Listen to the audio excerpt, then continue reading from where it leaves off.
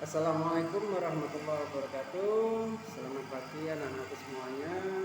Mudah-mudahan kalian dalam keadaan sehat walafiat. Tetap jaga kesehatan, jaga pola makan, tidur yang cukup, jangan banyak main.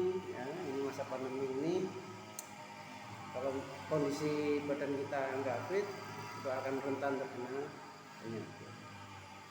Oke, selamat datang bertemu kembali dengan saya setelah sekian lama nggak berjumpa, dan sekarang juga berjumpa tapi lewat daring, tapi nggak apa-apa, yang penting kita sama-sama diberikan kesehatan. Oke, untuk materi kali ini Bapak akan menjelaskan tentang makna iman kepada kitab-kitab Allah. Nah, tapi sebelum itu ya, mari kita berdoa, mudah-mudahan kegiatan ini dilancarkan oleh Allah ya, sampai selesai nanti. Oke, Bapak pimpin. Mari anak-anak berdoa, mulai.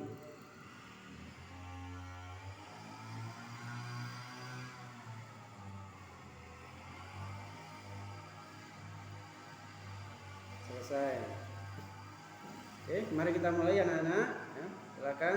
Oke anak-anakku semuanya, kita akan mulai materi ya, bab pertama, makna iman kepada kitab Allah, kelas 8 semester 1. Oke, kita lanjut. Nah, yang pertama ya, kita membaca Al-Qur'an dulu.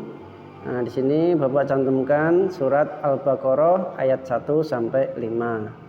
Jadi anak-anakku semuanya silahkan ikuti ya, Bapak akan memandu, kalian ikuti di dalam rumah masing-masing membaca surat Al-Baqarah ayat 1 sampai 5. Mari kita mulai. A'udzubillahi minasyaitonirrajim. Bismillahirrahmanirrahim. Alif Lam Mim.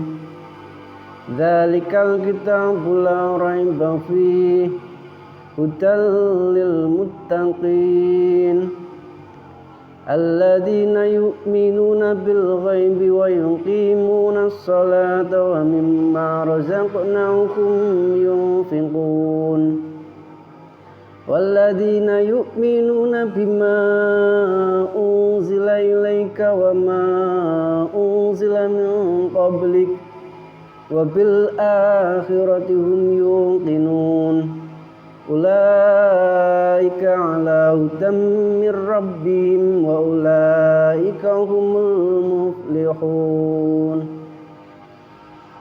Quran surat Al-Baqarah ayat 1 sampai 5. Baik anak-anakku semuanya, nah, kita lanjut. Untuk kompetensi dasar ini memahami makna beriman kepada kitab-kitab Allah. Kemudian tujuan pembelajaran kali ini, yang pertama, menjelaskan makna iman kepada kitab-kitab Allah Subhanahu wa taala berdasarkan dalil nakli. Yang kedua, menjelaskan kedudukan kitab-kitab Allah Subhanahu wa taala. Oke, kita lanjut anak-anak. Nah, silakan diamati ini gambar.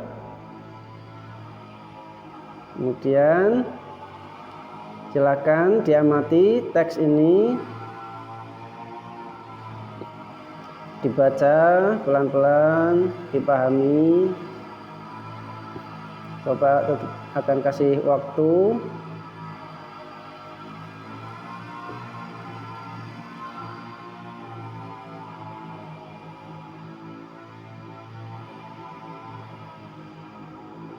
Maaf, ini lanjut ya.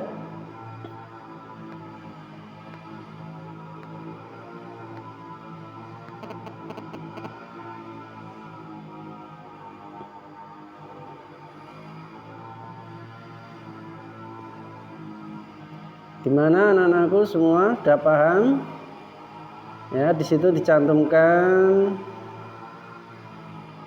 beriman kepada kitab Allah itu rukun iman yang keberapa, kemudian kitab-kitab yang diturunkan oleh Allah itu apa saja. Dan kalau misalkan pengetahuan anak-anakku semuanya ya, mungkin sebelumnya pernah belajar tentang ini, kepada siapa saja kitab-kitab itu diturunkan.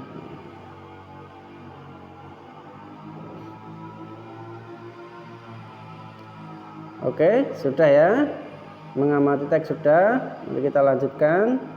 Nah, silahkan kalau ada yang mau bertanya, silahkan tanyakan melalui kolom komentar ya.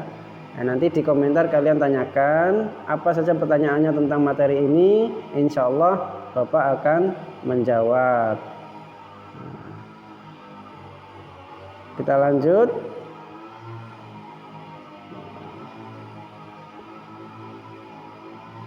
Nah, sekarang penguatan materi.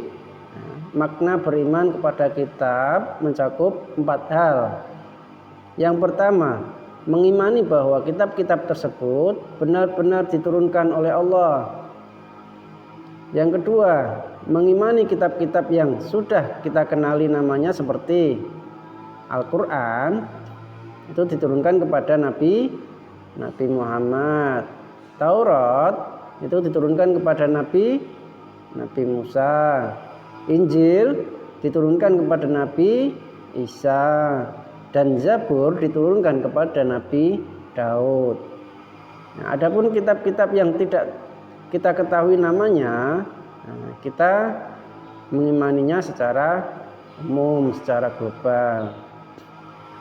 Yang ketiga, membenarkan hal-hal yang diberitakan oleh kitab-kitab tersebut, seperti berita-berita yang ada di dalam Al-Quran dan berita kitab-kitab terdahulu yang belum diganti atau belum diselewengkan. Jadi masih murni kitab yang dari Allah itu. Yang terakhir, mengerjakan seluruh hukum yang belum dinasakh atau dihapus, serta rela dan tunduk pada hukum itu, baik kita memahami hikmahnya maupun tidak. Itu. Kemudian kita lanjut. Kedudukan kitab-kitab Allah. 1. Sebagai pedoman hidup bagi manusia dalam hubungan manusia dengan Allah Subhanahu wa taala. Jadi kitab itu menuntun kita ya. Kita ini kan umat Rasulullah ya, Rasulullah Muhammad, kitabnya Al-Qur'an. Nah, Al-Qur'an itu yang menjadi pedoman hidup kita. Di dalam Al-Qur'an itu mengajarkan semua hal ya, yang berhubungan dengan kehidupan kita.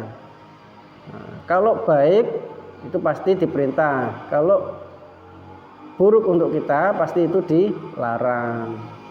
Jadi tinggal ikuti apa yang diperintahkan oleh Allah, kita laksanakan. Kalau dilarang ya kita tinggalkan ya. Kemudian yang kedua, sebagai pedoman hidup manusia dalam hubungan terhadap dirinya sendiri. Jadi kita ini dalam hidup juga harus mempunyai pedoman. Pedomannya dari mana? Ya dari Al-Quran itu. Nah, kemudian yang ketiga, sebagai pedoman hidup hubungan manusia dengan manusia. Hablum minan nas. Ketika kita bersosialisasi dengan teman, dengan saudara, dengan ayah ibu, semuanya diatur di dalam Al-Quran ya. Seperti kita menghormati orang tua, itu sudah diatur dalam Al-Quran. Nah, dan yang terakhir, sebagai pedoman hidup manusia dalam hubungannya dengan alam dan lingkungannya.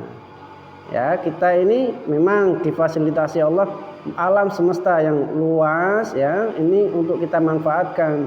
Tapi ya harus sesuai dengan kebutuhan, harus sesuai dengan porsinya. Jangan terus alam kita babat semuanya, kita keruk semuanya. Nanti akhirnya alam marah kepada kita. Bencana ada di mana-mana. Nah, itu ulah siapa? Ya ulah kita semua. Itu ya anaknya ya. Mudah-mudahan penjelasan ini dipahami Kemudian oke, selesai. Nah, untuk tugasnya silakan anakku semuanya merangkum materi yang sudah Bapak sampaikan. Nah, kemudian nanti dikirimkan japri ke nomor WA Bapak. Oke, sampai jumpa lagi. Terima kasih atas waktunya. Assalamualaikum warahmatullahi wabarakatuh.